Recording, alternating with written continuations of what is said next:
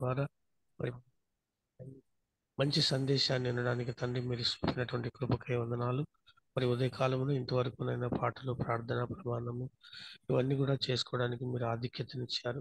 ఇకనైనా వాక్యాన్ని విని తండ్రి వాటిని భద్రపరచుకునే కృపను మాకు అనుగ్రహించండి.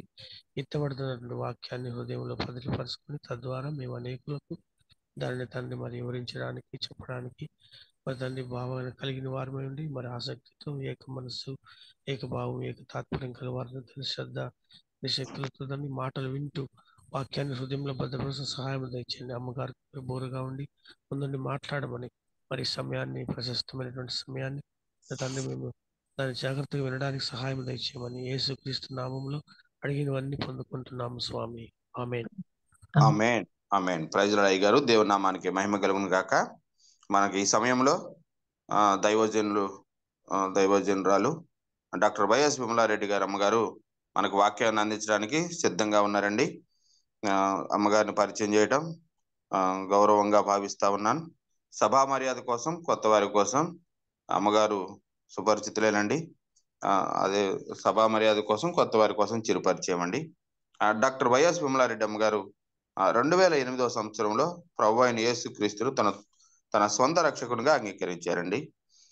వారి జీవితం ఎడల దేవుని పిలుపునకు ప్రతిస్పందనగా సువార్తను ప్రకటించడం ప్రారంభించి పరిచర్యను మరింత ప్రభావితం చేయటకు గాను అమ్మగారు ఎండి, ఎంటిహెచ్, ఎంఏ క్రిస్టియన్ స్టడీస్ శ్రద్ధాశక్తులతో అభ్యసించారు.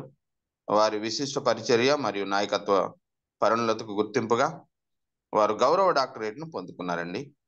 ప్రస్తుతం అమ్మగారు TCEEFL కు చైర్పర్సన్ గా మరియు హగ్గ ఇండియాకు ఉపాధ్యక్షులుగా సేవలు అందిస్తా ఉన్నారండి. ముఖ్యంగా మన దివంగత ముఖ్యమంత్రి వర్యులు డాక్టర్ వైఎస్ రాజశేఖర రెడ్డి గారి ప్రియమైన సహోదరి గారండి. వెల్కమ్ టు అమ్మగారు, ప్లీజ్ అండి. థ్యాంక్ యూ స్వరూప్ గారు. Praise the Lord. చిన్న ప్రార్థన చేసుకుందాం. దయామయుడ యేసునాయన, ఈ ఉదయకాలం నా ద్వారా వాక్యము చెప్పమని బతిమలాడుకుంటున్నాం తండ్రి. వింటున్న వారందరి హృదయాలను తెరిచి వాక్యం అందుకోవడానికి సహాయం చేయమని యేసుక్రీస్తు నామమున వేడుకొంచున్నాను తండ్రి. ఆమేన్. మరి 2-3 రోజుల్లో క్రిస్మస్ సెలబ్రేట్ చేసుకోబోతున్నాము. కొంతమంది అయితే క్రిస్మస్ అంటే కూడా సరిగా అర్థం కాదు. ఇదొక్కటే పండుగ, క్రిస్మస్ ఒకటే మనకు పండుగ అన్న భావం కూడా చాలా మందిలో ఉంది. అయితే క్రిస్మస్ అంటే ఏంటి అనే విషయము మనము జాగ్రత్తగా గమనించాలి. క్రిస్మస్ అంటే ఏంటి అంటే యేసుప్రభు జననం మనము జ్ఞాపకం చేసుకునే రోజు అని అనుకోవచ్చు. కానీ ఇంకా కొన్ని విషయాలు మనం దాని గురించి తెలుసుకుందాం. క్రిస్మస్ అంటేనే అందరు కూడా క్రిస్మస్ తాత, గిఫ్ట్లు, స్టారు, క్రిస్మస్ ట్రీ ఇట్లాంటివి ఆలోచిస్తారు. కానీ అసలు క్రిస్మస్ ఎందుకు ఆచరించుకుంటున్నాము? చాలా మంది ఈ మధ్య ఒక ఆర్గ్యుమెంట్ లేవదీస్తున్నారు. అసలు 25th డిసెంబర్ ఆచరించడమే చాలా పెద్ద తప్పు.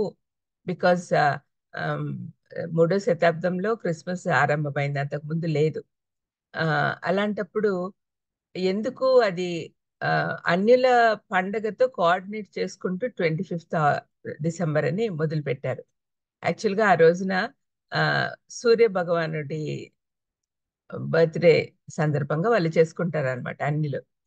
మరి ఆ టైంలో ఏం అంటే శ్రమలన్నీ అయిపోయి వీళ్ళందరూ కూడా ఊపిరి పీల్చుకున్న రోజులు అనమాట అవి.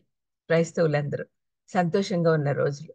ఆ టైంలో వాళ్ళ ఆచారం ప్రకారం వాళ్ళు చేసుకుంటారు సరే, మన నీతి సూర్యుడు ఉన్నాడు కదా యేసు ప్రభు, ఆయన జన్మదినం కూడా మనం ఆచరించుకుందాము, అప్పుడు మనకు ఒక పండగలాగా ఏర్పడుతుంది అన్న ఫీలింగ్ తో క్రిస్మస్ మొదలు పెట్టమని సంఘ పెద్దలు ఆదేశించారు. కాబట్టి అప్పటి నుంచే అది ఆచారంగా వస్తా ఉంది.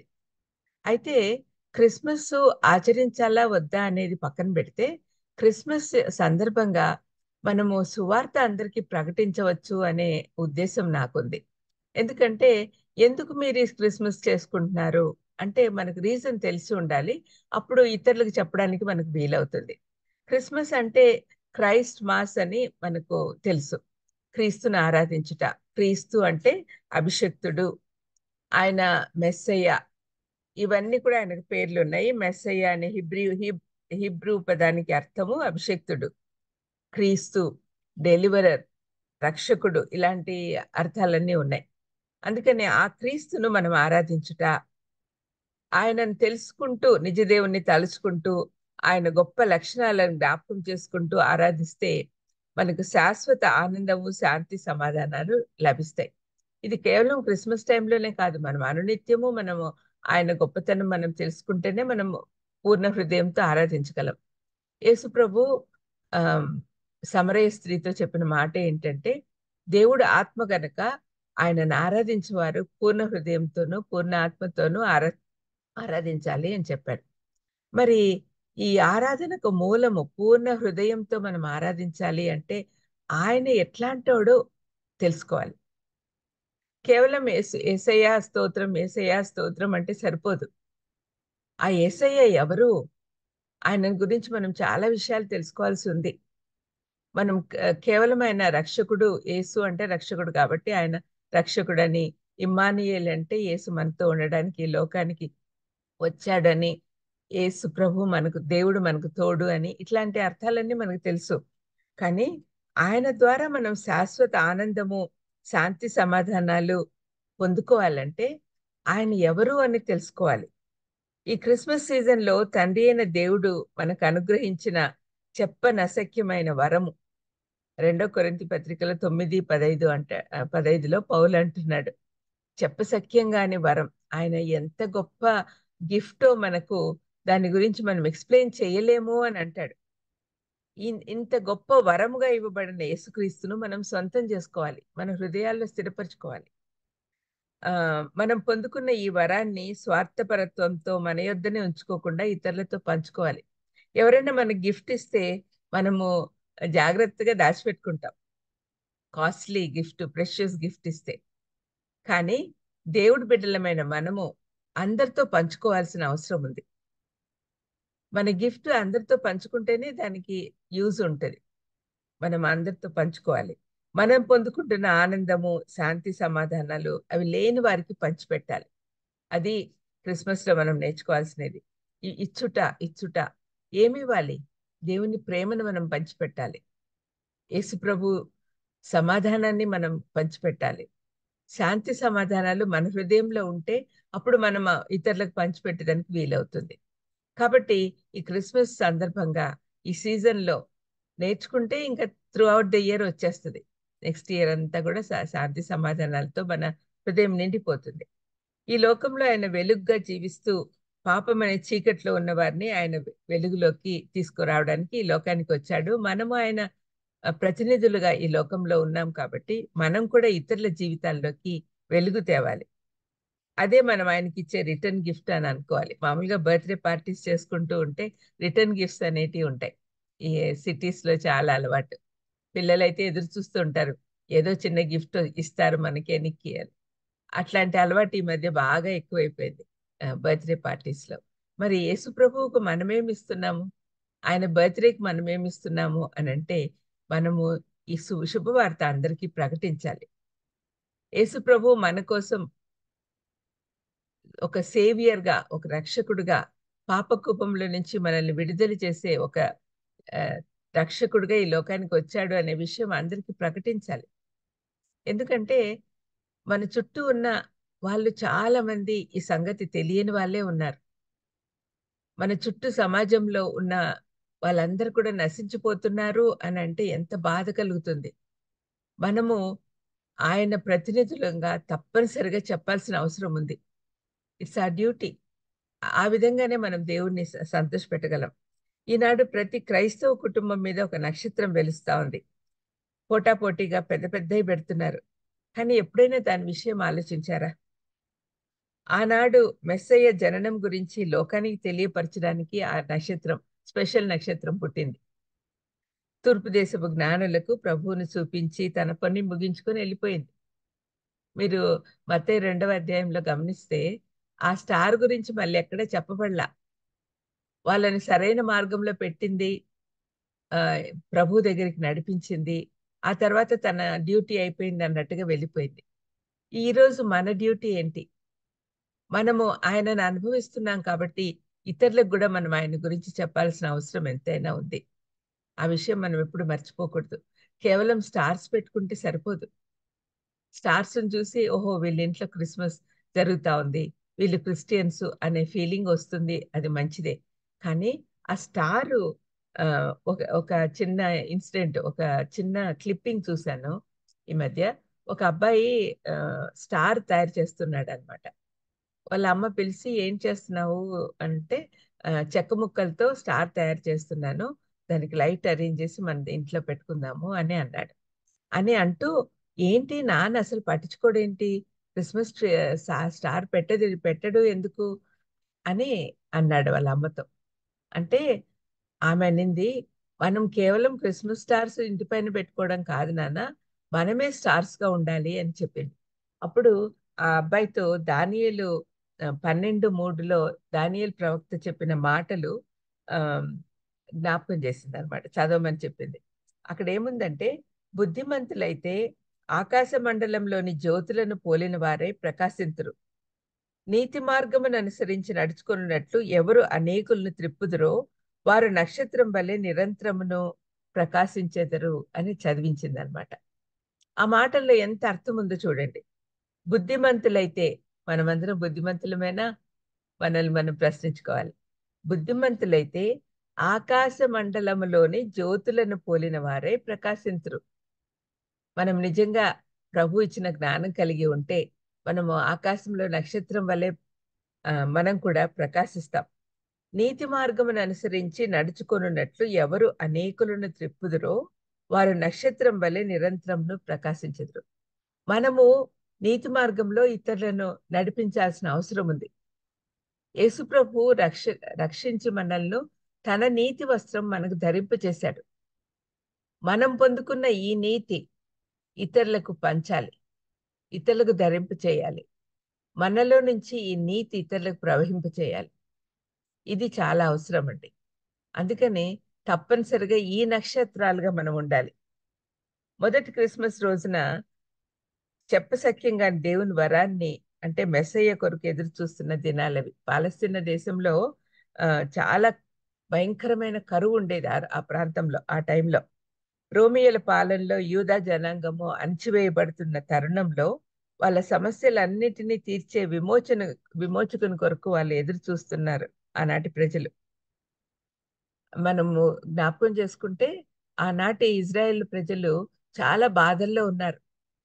వాళ్ళకి ఎప్పుడు విముక్తి దొరుకుతుందా, ఎప్పుడు మెస్సయ్య వస్తాడా, ప్రవచనాత్మకంగా చెప్పబడిన ఆ మెస్సయ్య ఎప్పుడు వస్తాడు అని ఎదురు చూస్తున్న రోజులవి.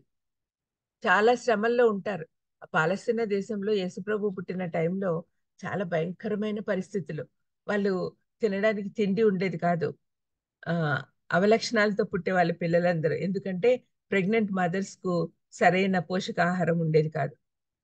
అటువంటి సమయంలో వాళ్ళకి ఎప్పుడు విముక్తి దొరుకుతుందా, ఈ శ్రమల నుంచి ఎప్పుడు బయటపడతామా అనే ఆలోచనతో ఉన్నారు. ఈనాటి ప్రజలు కూడా చాలా మంది అదే పరిస్థితిలో ఉన్నారు. యేసుప్రభు నమ్ముకొని వాళ్ళందరికీ ఇదే దుస్థితి. వాళ్ళకి ఏం చేయాలో అర్థం కావట్లేదు. ప్రస్తుత పరిస్థితులు యాక్చువల్గా ఆఫ్టర్ కోవిడ్ అంతా మారిపోయింది. ప్రపంచంలో ఆర్థిక పరిస్థితి అందరికీ తగ్గిపోయింది. అందరికీ కష్టాల్లోనే ఉన్నారు ప్రపంచం మొత్తం. మరి ఇలాంటి సమయంలో ఎప్పుడు రెండవ రాకడ వస్తుందా అని విశ్వాసులు ఎదురు చూస్తూ ఉన్నారు.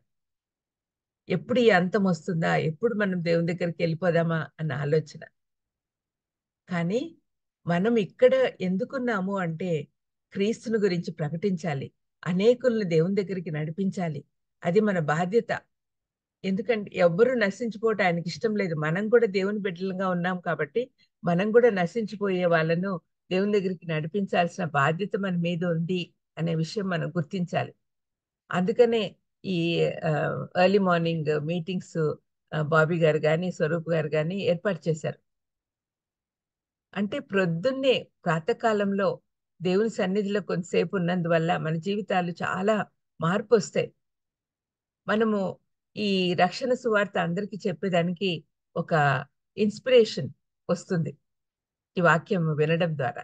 కాబట్టి మనం అందరం కూడా నిరంతరము ప్రకాశించే నక్షత్రాల్లాగా ఉంటూ అందరికీ ఈ విమోచకుని గురించి చెప్పాలి. ఇంతకు ఈ మెస్సయ్య ఎవరు ఎవరు అనే సంగతి మనం బాగా అర్థం చేసుకోవాలి. 6000 సంవత్సరాల కిందట తండ్రి అయిన దేవుడు చేసిన వాగ్దానం నెరవేర్పిది. ఆదికాండం 3:15లో దేవుడు మానవాళి రక్షణార్థం ఇచ్చిన వాగ్దానం మనం చూడగలం. ఆదికాండం 3:15 నెరవేర్పే బైబిల్ అంతా మనకు కనపడుతుంది. ఏ విధంగా దేవుడు ప్రణాళిక ప్రకారము తను చేసిన వాగ్దానం నెరవేర్చాడో అనే సంగతి మనకి బైబిల్ మొత్తం చదివితే గానీ అర్థం కాదు. ఆయన చేసిన వాగ్దానం ఎప్పుడు కూడా మరవడు. వాగ్దానం చేసిన దేవుడు నమ్మదగినవాడు. కాబట్టి అలనాడు ఆదాం పాపంలో పడినప్పుడు ఆదాం హవ్వల్ని మానవాళిని మొత్తం నాశనానికి తీసుకువెళ్ళే విధంగా వాళ్ళు పాపం చేశారు. ఆ పాపం నుంచి విముక్తులం కావాలి అంటే, ఆ పాపం నుంచి బయటపడి పవిత్రుడైన దేవుని దగ్గరికి వెళ్ళాలి అంటే మనకు దారి చూపించే మెస్సయ్య కావాలి. ఈ మెస్సయ్య ఎవరు అంటే ఆనాడు వాగ్దానం చేసిన దేవుడు వాగ్దానం చేసిన మాటలు ఒకసారి జ్ఞాపకం చేసుకుందాం. మరియు నీకును స్త్రీకిని నీ సంతానమునకును ఆమె సంతానమునకును వైరం కలుగజేసేదను. అది నిన్ను తల మీద కొట్టును, నువ్వు దాన్ని మడి మీద కొట్టుదువు అని చెప్పాను. ఆ రోజు చెప్పిన ఆ వ్యక్తే యేసు ప్రభు మెస్సయ్య. ఆదికాండం 6:8లో దేవుడి దృష్టిలో కృప పొందిన నోవహును దేవుడు మన ముందుకు తీసుకొచ్చాడు. 6వ అధ్యాయంలో నోవహు గురించి రాయబడింది. నోవహు మాత్రమే జలప్రలయం తర్వాత మిగిలిపోయాడు. ఆ నోవహు కుటుంబంలో నుంచి ఆయన 3 కుమారులు హాము, షేతు, యాపెతు, ఈ 3 కూడా వాళ్ళు ప్రపంచం యావత్తు స్ప్రెడ్ అయ్యి వాళ్ళ పిల్లలే తర్వాత ప్రపంచమంతా నింపబడింది. ఆదికాండం 9:26లో షేము దేవుడైన యెహోవా స్తుతింపబడునుగాక అంటూ హాము, యాపెతు కంటే అతను ఘనపరచబడతాడు, అతని సంతానంగా మెస్సయ్య వస్తాడనే సూచన మనకు కనపడుతుంది. లూకా సువార్త 2:30లో సుమయోను శిశువుని చేతుల్లో ఎత్తుకొని దేవుణ్ణి స్తుతిస్తూ, నాథా, అన్ని జనులకు నిన్ను బయలుపరచుటకు వెలుగ్గాను, నీ ప్రజలైన ఇజ్రాయేలుకు మహిమగాను నువ్వు సకల ప్రజల ఎదుట సిద్ధపరిచిన నీ రక్షణ అని మెస్సయ్యను గురించి చెప్పాడు. అంటే ఇక్కడ సుమయోను ఏమంటున్నాడంటే అన్ని జనులు అంటే ఎవరు? మనందరం అన్ని జనులమే. అది మనము ఇజ్రాయెల్ సంతానం కాదు, యూదులం కాదు. కానీ అన్ని జనులందరికీ రక్షకుడు ఆయనే. విశ్వాసులందరూ కూడా అబ్రహాం సంతానం అని కూడా యేసు ప్రభు చెప్తాడు. మరి అబ్రహాం సంతానంగా మనం తయారు కావాలి అంటే మనము ఆయన చెప్పిన మాటలు వింటూ ఆయన మార్గంలోకి రావాలి. అప్పుడే మనం అబ్రహాం సంతానం అవుతాం. అన్ని జనులకు దేవుణ్ణి బయలుపరచుటకు వెలుగ్గాను యేసు ప్రభు ఈ లోకానికి వచ్చాడు. ఇజ్రాయేలుకు మహిమగాను సకల ప్రజల ఎదుట సిద్ధపరిచిన రక్షణ అని మెస్సయ్యను గురించి చెప్పాడు. ఆదికాండం 22:18లో అబ్రహాం సంతానం ద్వారా సకల ప్రజలు ఆశీర్వదించబడతారని దేవుడిచ్చిన వాగ్దానం కూడా మనం చూడగలం. అబ్రహాం సంతానం అంటే యేసు ప్రభు. అంటే మనమందరం కూడా విశ్వాసం ద్వారా అబ్రహాం సంతానమే. కానీ మెస్సయ్య అబ్రహాం సంతానంగా ఈ లోకానికి వచ్చాడు. మత్తయిలో చూస్తాం మనము ఆయన వంశావళి, తర్వాత లూకా సువార్తలో మనం చూస్తాం ఆయన వంశావళి. మత్తయిలో అయితే ఆయన వంశావళి అబ్రహాం నుంచి స్టార్ట్ అయింది. ఎందుకంటే మన పితరుడు అబ్రహాం అని యూదులు అనుకుంటారు. అందుకనే అక్కడి నుంచి స్టార్ట్ అయింది. మత్తయి యూదుల కోసం రాసిన సువార్త అది. తర్వాత లూకా అన్ని జనులకు రాసిన సువార్త. అందుకని ఆయన ఆదాము నుంచి మొదలు పెడతాడు. ఆదాము హవ్వలకు ఏ విధంగా తర్వాత వంశావళిలో ఎలా వచ్చారు అని. మరి ఆదికాండము 49:8-10లో యాకోబు తన కుమారులను ఆశీర్వదిస్తూ యూదా వంశస్థుడు మెస్సయ్యగా వస్తాడని ప్రవచనాత్మకంగా చెప్పాడు. నిర్గమకాండంలో యూదా కుమారుడైన లేవి వంశం నుండి వచ్చిన మోషేను ఐగుప్తీయుల విమోచకునిగా దేవుడు ఉంచాడు. మీరు అన్ని గమనిస్తే వంశావళి ఎందుకులే అనుకుంటాం కానీ వంశావళిలో యేసుప్రభు రక్షకుడుగా ఈ లోకానికి ఒక మానవుడిగా వచ్చాడు. అయితే ఆయన దైవ కుమారుడు. ఈ విషయాలన్నీ మనకు అర్థమవుతాయి. ఇక్కడ మోషేను ఐగుప్తీయుల విమోచకుడుగా ఉంచాడు. అంటే ఆయన కూడా అంటే ఆయన కూడా యూదా వంశస్థుడే, ఆయన ఏర్పరచుకున్న వంశంలో నుంచి వచ్చిన వాడే. అక్కడ యాకోబు ఇచ్చిన ప్రవచనము పార్షియల్ గా ఫుల్ఫిల్మెంట్. నిర్గమకాండంలో యూదా కుమారుడైన లేవి వంశం నుండి వచ్చిన మోషేను ఆయన ఎన్నుకున్నాడు. అంటే యూదా వంశాన్ని ఆయన దేవుడు ఎన్నుకుంటూ వస్తూ ఉన్నాడు, వాళ్ళ వంశస్థుల్ని. అక్కడ యాకోబు ఇచ్చిన ప్రవచనం పార్షియల్ ఫుల్ఫిల్మెంట్. అంటే మోషేను కూడా దేవుడు ఒక రక్షకునిగా ఐగుప్తు బానిసత్వంలో నుంచి ఫిజికల్ రక్షకుడు, ఆయన ఫిజికల్ రక్షణ ఆయన ఇప్పించాడు. మోషే మెస్సయ్యకు సాదృశ్యంగా ఉన్నాడు. ద్వితీయోపదేశకాండం 15 నుంచి 18 వరకు మనం చదివితే 18వ వచనంలో మోషే చెప్పిన మాట అపోస్తుల కార్యంలో 3:22లో పేతురు ఇజ్రాయేళ్లతో చెప్పాడు. మీరు చాలా మంది పాత నిబంధన అవసరం లేదు అనుకుంటారు, కానీ పాత నిబంధన కొత్త నిబంధనకు నీడగా ఉంది. మనం దీన్ని అర్థం చేసుకుంటే దాన్ని సులభంగా అర్థం చేసుకోగలం. పాత నిబంధన అవసరం లేదు అని అనుకోవద్దండి. అంటే రక్షణార్థము ధర్మశాస్త్రం అవసరం లేదని తెలుసుకోవాలి, కానీ మనకు దేవుడు యేసుప్రభు కృప వల్ల మనకు రక్షణ వస్తుంది, ఈ సంగతి మాత్రం మనము తెలుసుకోవాలి. కానీ పాత నిబంధనలో కొత్త నిబంధనలో జరగబో విషయాలన్నీ నీడగా అక్కడ చెప్పబడి ఉన్నాయి. అవన్నీ నెరవేర్పు ఇక్కడ జరిగింది అని మనం తెలుసుకోవాలి.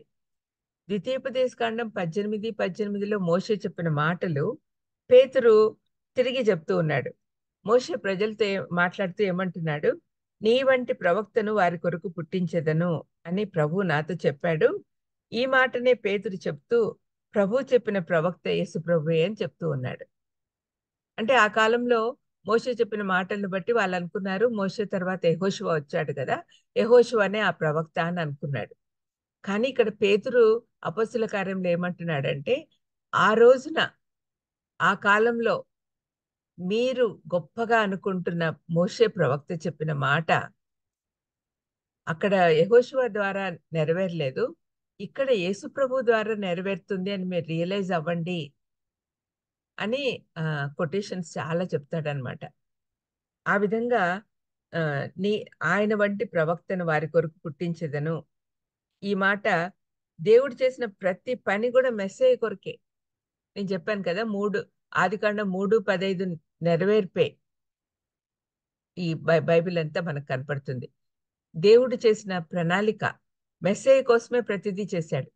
మెస్సయ్య ఎందుకు రావాలి ఇక్కడికి? మన విమోచనార్థం, ప్రజలందరినీ కూడా పాపం నుంచి విముక్తి ఆయన విమోచించడానికి లోకానికి వచ్చాడు. దానికోసమే దేవుడు ప్రతి ప్రణాళిక, ప్రతి అంశానికి వెనుకల యేసుప్రభు ఉన్నాడు. అందుకనే చెప్తారు ఆదికాండం నుంచి ప్రకటన గ్రంథం వరకు ప్రతి చోట యేసుప్రభు కనపడతాడు, మెస్సయ్య కనపడతాడు. అదే ఇక్కడ ప్రభు దేవుడు చేసిన ప్రతి పని మెస్సయ్య కొరకే అనే విషయం కూడా మనం అర్థం చేసుకోవాలి. 2 సమూయేలు 7:11 నుంచి 14 వరకు మనం చూస్తే దేవుడు దావీదుతో చేసిన శాశ్వత నిబంధన మెస్సయ్యను గురించిన ప్రవచనమే. అవే మాటలు మళ్ళీ లూకా 1:33లో గాబ్రియేల్ దూత మరియతో చెప్పాడు. అక్కడ దేవుడిచ్చిన వాగ్దాన నెరవేర్పు మరియ గర్భం నుండి యేసు రాకతో నెరవేరింది. ఇవన్నీ కూడా మనం కంపేర్ చేసుకుంటూ చూడాలి.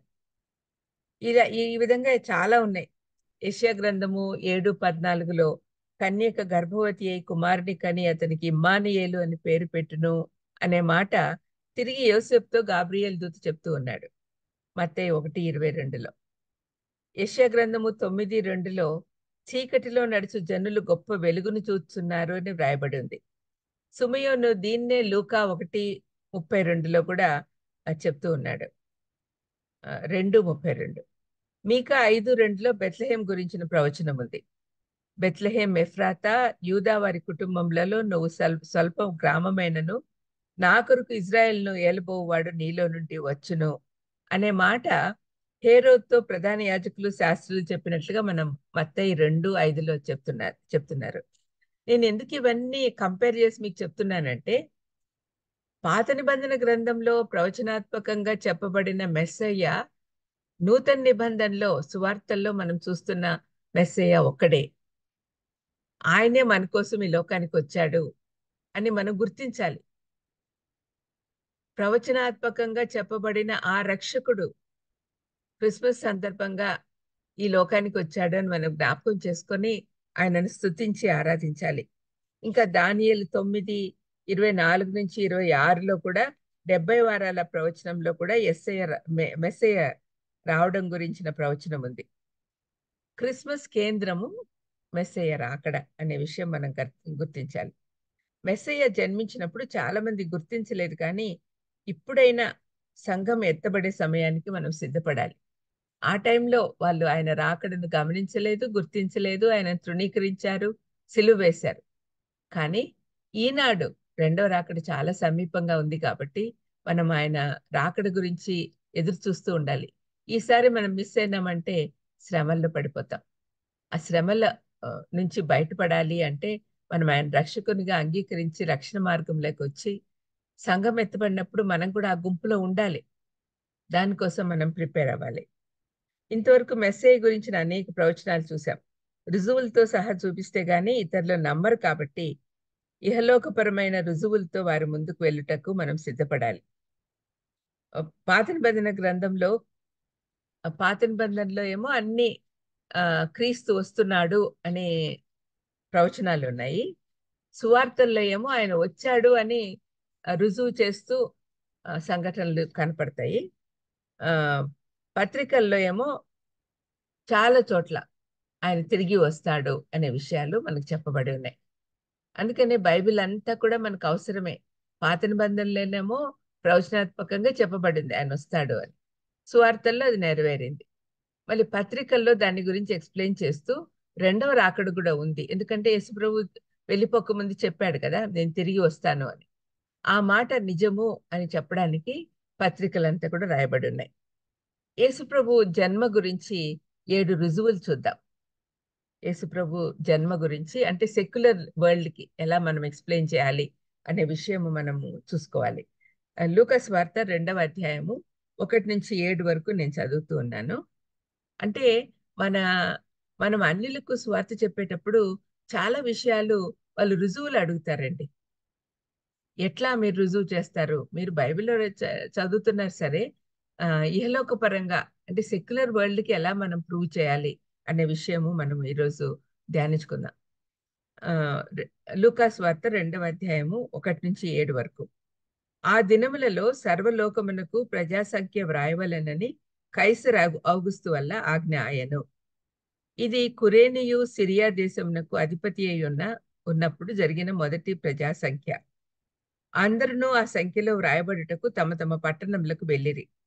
యోసేపు దావీదు వంశంలోను గోత్రంలోను పుట్టినవాడు కనుక తనకు భార్యగా ప్రదానం చేయబడి గర్భవతి అయి ఉండిన మరియతో కూడా ఆ సంఖ్యలో వ్రాయబడుటకు గలిలయలోని నజరేతు నుండి యూదయలోని బెత్లెహేమనబడిన దావీదు ఊరికి వెళ్ళెను.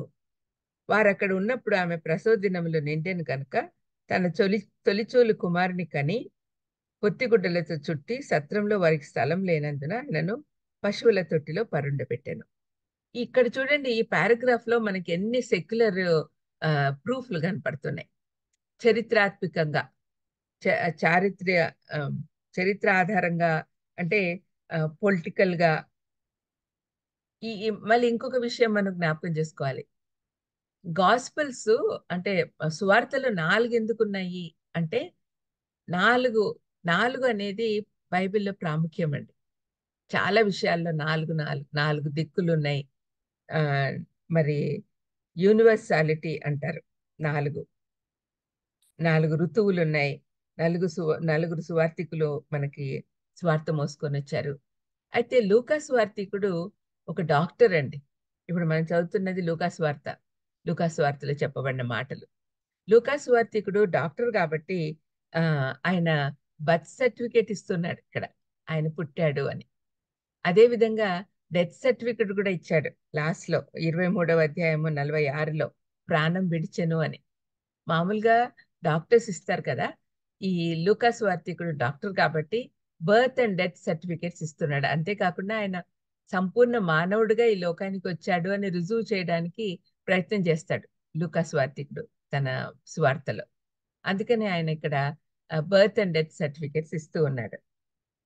డాక్టర్గా చాలా విషయాలు చెప్పి ఆయన సంపూర్ణ మానవుడు అని అన్యులకు చెప్పాడు. బైబిల్‌లో ఇంకొక విషయం ఏంటంటే 2వ అధ్యాయంలో చాలా చోట్ల జననం కనపడుతుంది. ఆదికాండం 2వ అధ్యాయంలో ఆదాం హవ్వలు సృష్టించబడ్డము. తర్వాత నిర్గమకాండము 2లో మోషే జననము. ఇప్పుడు లూకాసు వార్తలో 2వ అధ్యాయంలో యేసుప్రభు జననము చూస్తూ ఉన్నాం. దీనిలకు ఈ జన్మించినాడు అనే దానికి సెక్యులర్ రీజన్స్ మనం కొన్ని చూద్దాం. మొదటిది మనం చదువుకున్న వాక్య భాగం నుంచి పొలిటికల్ అండ్ హిస్టారికల్ ప్రూఫ్లు, అంటే రాజకీయంగా చారిత్రాత్మక రుజువులు మనకు కనపడుతూ ఉన్నాయి. ఇక్కడ చూడండి, ఆ దినములలో అంటే యేసుప్రభు పుట్టిన దినంలో సర్వలోకమునకు ప్రజాసంఖ్య వ్రాయవలెనని. ప్రజాసంఖ్య అంటే వాళ్ళ రిజిస్టర్ చేసుకోవాలన్నమాట, వాళ్ళ నేమ్స్. అంటే ఇప్పుడు మనకు ఎలక్షన్స్ టైంలో ఎలక్షన్ రిజిస్టర్ చేసుకోండి అని అంటారు. అంతేకాకుండా ఆధార్ కార్డులు, ఇప్పుడు మన ఇండియా యావత్తు ఆధార్ కార్డు చెప్పారు. ఆధార్ కార్డు ఎక్కడ పోయినా కూడా మనకు అదొక ఐడెంటిటీ లాగా ఉంటుంది. ఈ ఆధార్ కార్డు మనం చేసుకోవాలంటే మన పర్మనెంట్ అడ్రస్ ఎక్కడుందో అక్కడ పోయి చేసుకోవాలి. ఈ యోసేపు మరియమ్మలు ఇద్దరు కూడా యూదా వంశస్థులు. వాళ్ళకి యూదా అంటే దావీదు వంశస్థులు. దావీదు ఊరేంటి? బెత్లెహేం. అందుకనే బెత్లెహేంకు వాళ్ళు ప్రజాసంఖ్యలో రిజిస్టర్ చేసుకోవడానికి వాళ్ళు వచ్చారనమాట.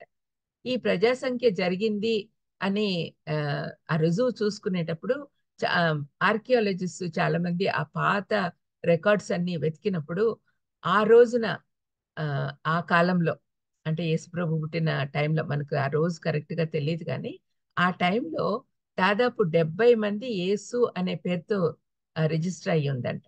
అంటే వాళ్ళు ఆయన పేరు కూడా రిజిస్టర్ చేశారు దాంట్లో. యేసు అనే పేరు పెట్టమని దేవదూత చెప్పినాడు కాబట్టి యేసు అనే పేరు రిజిస్టర్ అయ్యి ఉంది. అంటే అంటే యేసు అనే మాట ఆ కాలంలో చాలా కామన్ నేమ్. యేసు అనే పేరు రిజిస్టర్ అయింది కాబట్టి అంతమందిలో ఒకడు యేసు ప్రభు అయి ఉండొచ్చు అని డిసైడ్ చేసుకున్నారు. ఆ విధంగా రిపోర్టు వాళ్ళకు, అంటే అది రుజువు చేసుకునేదానికి ప్రయత్నం చేశారు. ఇది ఎక్కడ ఎవరు ఆర్డర్ చేశారు అంటే సీజర్, కైసరు ఔగుస్తు వల్ల, అగస్టస్ సీజర్ అని అంటారు ఇంగ్లీష్లో. అగస్టస్ సీజర్ వల్ల ఇది ఆజ్ఞ అయింది. అగస్టస్ సీజర్ అనేవాడు సెక్యులర్ హిస్టరీలో ఆయన పేరు ఉంది. సీజర్ అనే ఆయన చాలా గొప్ప రాజు, ఆయన పేరు హిస్టరీలో ఉంది. ఇది కురేనియు అనే పేరు కూడా సైరస్ అంటారు. సైరీన్ అనే పేరు. ఆయన కూడా ఆ కాలంలో సిరియా దేశానికి అధిపతిగా ఉన్నాడు. ఇప్పుడు ఇద్దరు రాజులు రుజువు చేస్తూ ఉన్నారు. ఇద్దరు అంటే ఒక ఏమనొచ్చు వీళ్ళని, ఒక పొలిటికల్ కపుల్ రుజువు చేస్తూ ఉన్నారు యేసుప్రభు జన్మించాడు అని. ఈ జియోగ్రఫికల్ ప్రూఫ్ కూడా ఏంటంటే ఇప్పుడు మొదటి ప్రజాసంఖ్య అనేది అఫీషియల్ ప్రూఫ్. ఆర్కియాలజిస్టులు అందరు కూడా రుజువు చేశారు. బెత్లెహేము అనేది ఈ ప్రపంచంలో గ్లోబ్ పెట్టుకుంటారు కదండి చూసేదానికి ప్రపంచం, దాంట్లో మిడ్ పాయింట్లో ఉంటుంది బెత్లెహేం. చాలా ఇంపార్టెంట్ అన్నమాట. అందరికీ యాక్సెసిబిలిటీ ఉండాలి. యేసుప్రభు జన్మించాడు అంటే, బెత్లెహేములో పుట్టాడు అంటే బెత్లెహేము అందరికీ యాక్సెసిబుల్గా ఉంటుంది. మిడ్ పాయింట్ అన్నమాట. మరి అక్కడ యేసుప్రభు జన్మించాడు అని మనకు తెలుస్తా ఉంది. అది జాగ్రఫికల్ ప్రూఫ్. తర్వాత దావీదు పట్టణము బెత్లెహేము. అక్కడి నుంచి దావీదు వేరు చిగురు వస్తాడు అని చెప్పి ప్రకటన 22:16లో కూడా రాయబడింది. యేసుప్రభు దావీదు వేరు చిగురు అని, దావీదు వంశావళి నుంచి వచ్చిన వాడు అని ప్రూఫ్లు ఉన్నాయి మనకు. ఇది ప్రవచనాత్మకంగా ఇవ్వబడిన రుజువు. దావీదు వంశస్థుడు వస్తున్నాడు, బెత్లెహేంలో పుడతాడు. బెత్లెహేమ మత్తయి 2వ అధ్యాయంలో మనం చదువుతాం కదా, మీకా 5:2 నుంచి. అది బెత్లెహేం గురించిన ప్రవచనం. అది ప్రాఫిటికల్గా ప్రూఫ్ మనకు కనపడుతుంది. తర్వాత 2:7లో తన తొలిచూలు కుమారుని కని పొత్తిగుడ్డలతో చుట్టి సత్రంలో వారికి స్థలం లేనందున ఆయనను పశువుల తొట్టిలో పరుండబెట్టాను అని. ఇది ఫిజికల్ అండ్ మిరాక్యులస్ ప్రూఫ్ అని అనుకోవచ్చు. అంటే యేసుప్రభు మనుష్య రూపంలో వచ్చాడు, ఇన్కార్నేషన్ ఆఫ్ జీసస్ క్రైస్ట్. ఆయన శిశువుగా ఈ లోకానికి వచ్చాడు అనే దానికి అదొక ప్రూఫ్. ఆయన మానవుడిగా పుట్టాడు, కన్యక గర్భవతి అయి కుమారుని కనును అనే ప్రవచన నెరవేరింది. అది ఆయన ఫిజికల్ గా పుట్టాడు అనేది. ఇదొక మిరకల్. ఎందుకంటే పురుషుని సహాయం లేకుండానే ఆయన పుట్టాడు పరిశుద్ధాత్మ సహాయంతో. మరి ఇవన్నీ కూడా రుజువులు. ఒకటి నమ్మకపోయినా ఒకటన్నా నమ్ముతారు కదా. హిస్టారికల్ ప్రూఫ్ కనపడుతుంది మనకు. ఏది నమ్మినా నమ్మకపోయినా సెక్యులర్ హిస్టరీ దీనికి కోఆర్డినేట్ అవుతుంది, రెండు ఈక్వల్ గా ప్యారలల్ గా పోతున్నాయి అనే విషయం అర్థమైతే చాలా మంది ఆయన పుట్టాడు అనే సంగతి మనకు తెలుస్తుంది. మామూలుగా 4 రకాల పుట్టుకలు ఉన్నాయండి బైబిల్లో. ఫస్ట్ ఆదామును సృష్టించబడ్డాడు. ఆయన మట్టితో సృష్టించాడు దేవుడు. అది ఫస్ట్ సృష్టి, అది క్రియేషన్. తర్వాత ఆదాము ఎముక నుంచి హవ్వ ఫామ్ అయింది, అది ఫార్మేషన్, అది రెండవ రకం. మూడవది మనమందరం పుట్టే విధం, తల్లిదండ్రుల నుంచి పుట్టేది, జనరేషన్స్ అట్లనే వస్తాయి. అయితే యేసు ప్రభు ఇన్కార్నేషన్, ఆయన పరిశుద్ధాత్మ సాయంతో పుట్టాడు, కన్యక ద్వారా వచ్చాడు. ఇలాగా ఆయన గురించి చాలా స్పెషాలిటీస్ ఉన్నాయి. గలతీ 4:4లో కాలం సంపూర్ణమైనప్పుడు ఆయన ఈ లోకానికి వచ్చాడు మనిషి కుమారునిగా అని కూడా రాయబడింది. ప్రతిదానికి సమయం కలదు కాబట్టి ఆయన సమయానుకూలంగా ఆయన ఈ లోకానికి వచ్చాడు అని మనం తెలుసుకోవాలి. తర్వాత పొత్తిగుడ్డలలో చుట్టబడి, పొత్తిగుడ్డలు అంటే చిన్న బేబీస్ను పుట్టంగానే ఇప్పుడు కూడా మనం హాస్పిటల్స్ లో చూస్తూ ఉంటాం, బట్టల్లో చుట్టి పెడతారు. అది ఎట్లా ర్యాప్ చేయాలనేది కూడా తల్లిదండ్రులకు నేర్పిస్తూ ఉంటారు నర్సెస్. అది పొత్తిగుడ్డలతో చుట్టబడి పశువుల తొట్టిలో పరుండబెట్టాను. ఆయన కొంతమంది అంటుంటారు క్రిబ్ టు క్రాస్ అని. పశువుల తొట్టి నుంచి ఆయన సిలువకి వెళ్ళాడు అని కొంతమంది చెప్తూ ఉంటారు.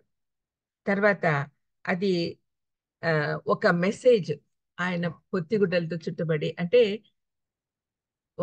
ఎట్లా తెలుస్తుంది అంటే ఆయన పశువుల తొట్టిలో పెట్టబడ్డాడు అంటే ఒక పశువుగా, ఒక గొర్రె పిల్లగా ఈ లోకానికి వచ్చాడు అనే విషయము ప్రాఫిటికల్ గా చెప్పబడి ఉంది.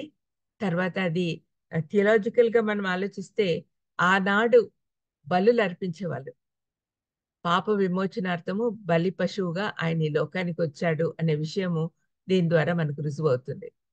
బలులు ఇంకా అవసరం లేదు. ఆనాడు ఏమిది, ఏంజిల్ వచ్చి దూతలు పశువుల కాపర్లకు చెప్తాడు, యేసుప్రభు మీ రక్షకుడు పుట్టాడు, ఆయనకు గుర్తు ఏంటంటే, మీకు ఆనవాళ్ళు ఏంటంటే మీరు వెళ్ళి పొత్తిగుడ్డలతో చుట్టబడిన బిడ్డను మీరు చూస్తారు అని పశువుల కాపర్లతో చెప్తాడు ఏంజిల్. మరి ఆ విధంగా థియలాజికల్ గా మనం చూస్తే బలి పశువుగా ఆయన వచ్చాడు కాబట్టి అంతకు ముందు ఇజ్రాయెల్ జనాంగం రోజు ఎన్నో వేల పశువులు అర్పించేవాళ్ళు, బలి అర్పించేవాళ్ళు. వాళ్ళు పాపం చేసేది, మందిరానికి వచ్చి బలి అర్పించేది. అటువంటి బలులకి అవసరం లేదు. యేసుప్రభు తను తాను అప్పగించుకోవడం వల్ల, హెబ్రీ పత్రిక 9:10 అవన్నీ చదివితే మనకు బాగా అర్థమవుతుంది. ఇంతకుముందు బలుల వల్ల ఏం ప్రయోజనం లేదు, కానీ యేసుప్రభు తను తాను సమర్పించుకున్న తర్వాత ఆ బలి వల్ల మనకు శాశ్వత పరిష్కారం దొరికింది. మనం నమ్మడం అంతే మనం చేయాల్సింది. ఈ విధంగా అన్ని రుజువులు, ఇదొక మంచి ఇవాంజలికల్ మెసేజ్, అందరికీ చెప్పాలి. తర్వాత ఇంకొక చిన్న విషయం చెప్పి ముగిస్తాను.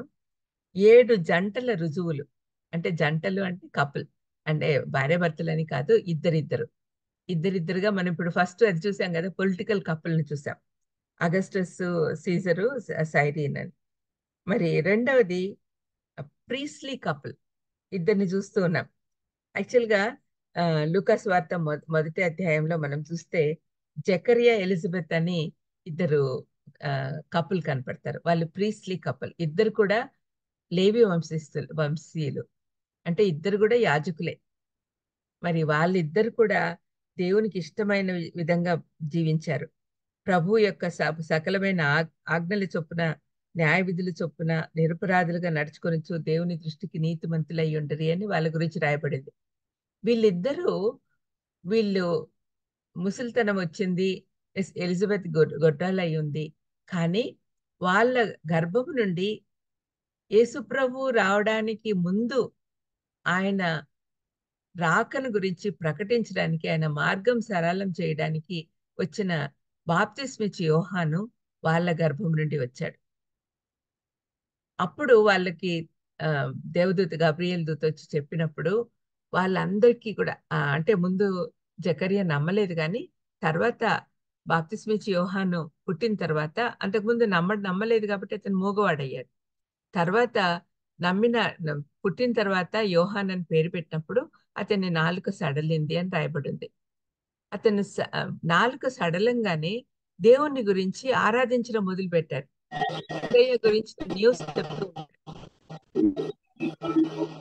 మెస్సయ్య గురించిన న్యూస్ అందరికి చెప్తా ఉన్నాడు. అదేవిధంగా ఎలిజబెత్ కూడా మరియమ్మ గర్భంలో యేసుప్రభు పడగానే వాళ్ళ బంధువురాలు కాబట్టి చూడ్డానికి వచ్చింది మరియా. అంటే గబ్రియల్ దూత అది కూడా ఆమెకు చెప్పాడు, నీకు రుజువు కావాలంటే ముసలితనంలో నీ కజిన్ ప్రెగ్నెంట్ అయింది, పోయి చూడు అని చెప్తే అక్కడికి వెళ్ళాడు. అక్కడ ఎలిజబెత్ కూడా పరిశుద్ధాత్మతో నింపబడి మరియమ్మతో అంటుంది, స్త్రీలలో నువ్వు ఆశీర్వదించబడిన దానవు, నీ గర్భఫలమును ఆశీర్వదింపబడును. నా ప్రభువు తల్లి, అంటే యేసు ప్రభువు తల్లి నా దగ్గరకు వచ్చింది అని చెప్పి ఎలిజబెత్ అంటుంది. అంటే ఈ ఇద్దరు కూడా ప్రీస్లీ కపుల్, ఇద్దరు కూడా యాజక వంశానికి చెందిన వాళ్ళు యేసు ప్రభువుని గురించిన సాక్ష్యం ఇస్తూ ఉన్నారు. యేసు ప్రభు మెస్సయ్యగా వస్తాడు అని. తర్వాత మరియా యోసేపు ఇద్దరు కూడా యూదా వంశస్థులు, అంటే రాజకుటుంబీకులు, దావీదు రాజు వంశావళి. అందుకని వాళ్ళిద్దరు కూడా కపుల్ అనొచ్చు, అంటే రాజవంశీ. వాళ్ళిద్దరు కూడా యేసు ప్రభువుని గురించి సాక్ష్యం. ఎందుకంటే కన్యక గర్భవతి కుమారుని కన్నును అనేది ఆమె పట్ల రుజువైంది. తర్వాత యోసేపు ఆమెను విడనాడాలనుకున్నప్పుడు గబ్రియల్ దూత వచ్చి ఆమె పరిశుద్ధ ఆత్మ ద్వారా గర్భవతి అయింది కాబట్టి ఆమెను విడనాడద్దు, ఆమెను తీసుకో అని చెప్పినప్పుడు ఆయన కూడా తీసుకుంటాడు. ఈ విధంగా ఒక రాయల్ కపుల్ కూడా వాళ్ళకి రుజువుగా ఉన్నారు. తర్వాత ఈయనను బాబు పుట్టిన తర్వాత ఆయనను ప్రతిష్ఠించడానికి మందిరానికి తీసుకెళ్ళినప్పుడు అక్కడ ఇద్దరు ప్రాఫిట్స్, ఒక ప్రాఫిటిక్ కపుల్ అక్కడ ఎవరంటే సుమయోన్ అనే ఒక పెద్ద ఆయన రక్షకుని కోసము, మెస్సయ్య కోసము, విమోచకుని కోసం ఎదురు చూస్తున్నాడు.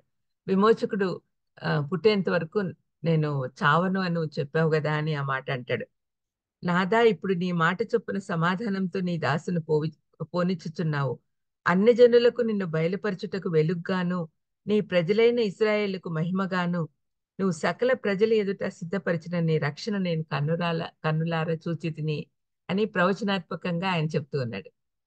తర్వాత అదే మందిరంలో ఉన్న ఒక విధవరాలు అన్న అనే ప్రవక్తిని, ఆమె కూడా మెస్సయ్య కోసం ఎదురు చూస్తున్న వాళ్ళందరికీ కూడా ఈ శుభవార్త చెప్తుంది. ఆ విధంగా వాళ్ళిద్దరు కూడా రుజువులు చూపిస్తూ ఉన్నారు. తర్వాత ఐదవదిగా ఒక సొసైటీలో రెండు రకాల మనుషులు. దూత ఎవరికి ఫస్ట్ చెప్పిందండి? షెపర్డ్స్కి. ఆ కాలంలో యూదుల ప్రకారము గొర్రెల కాపర్లు అంటే సొసైటీలో చాలా నీచమైన స్థాయి. సొసైటీలో వాళ్ళు చాలా, అంటే మీరు గుర్తు చేసుకుంటే ఐగుప్తుకు యాకోబు వచ్చినప్పుడు యాకోబు వాళ్ళ వంశస్థులందరూ కూడా గొర్రెల కాపర్లు. వాళ్ళని తన దగ్గర పెట్టుకోకుండా గోషన్ అనే ప్లేస్ లో వేరుగా పెడతాడు ఫరో. వాళ్ళకి మంచి ప్లేస్ ఇచ్చినాడు, కానీ separate గా, అంటే వాళ్ళని వీళ్ళతో కలుపుకోరు అనమాట. మరి అటువంటి స్థాయిలో ఉన్న గొర్రెల కాపర్లకు ఫస్ట్ చెప్పడమే కాకుండా ఆ, నక్షత్రం ద్వారా ఉన్నత స్థాయిలో, సొసైటీలో ఉన్నత స్థాయిలో ఉన్న జ్ఞానులకు దూత చెప్తుంది. అంటే సొసైటీలో 2 డిఫరెంట్ లెవెల్స్ లో ఉండే వాళ్ళకు కూడా వాళ్ళు కూడా సాక్ష్యం చెప్తూ ఉన్నారు యేసు ప్రభుని గురించి. సోషల్ కపుల్ అని అనుకోవచ్చు వీళ్ళని, లోయెస్ట్ అండ్ హైయెస్ట్ లెవెల్స్ లో ఉండే సొసైటీలో ఉండే వాళ్ళు. తర్వాత 6వది హెవెన్లీ కపుల్. హెవెన్లీ కపుల్ ఎవరు? ఏంజిల్, దూతలు, తర్వాత నక్షత్రం, ఆ రెండు అని అనుకోవచ్చు. తర్వాత 7వది చివరిగా 2 వంశావళులు. మత్తయి యూదుల కొరకు వారి దృక్పథంతో రాస్తూ ఉన్నాడు. యూదుల కోసము అబ్రహాం నుండి మొదలుపెట్టి రుజువు చేస్తూ ఉన్నాడు. తర్వాత లూకా అన్యుల దృక్పథంతో ఆదాం వరకు చూపిస్తూ ఉన్నాడు. ఈ వంశావళుల ద్వారా ఆయన నిజమైన దేవుడు, యేసు ప్రభువే మెస్సయ్య, వాళ్ళు ఎదురు చూస్తున్న మెస్సయ్య అని చెప్పి రుజువు చేశాడు.